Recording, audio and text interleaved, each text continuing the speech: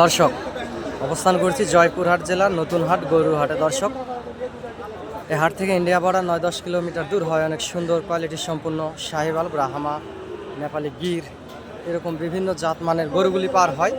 আপনারা সীমিত দামের ভিতরে এই হাট থেকে গরুগুলি ক্রয় করতে পারবেন এবং এই হাটে আসতে পারবেন আগামী 26 কুরবানির টার্গেটে। এবং চ্যানেলটি সাবস্ক্রাইব করে রাখবেন দর্শক, গরু নিত্য নতুন ভিডিও আপডেট পেতে ইনশাল্লাহ আপনাদের অনেক বেশি সুবিধা হবে, যেহেতু বর্ডার এলাকার আশেপাশের হাট। দর্শক,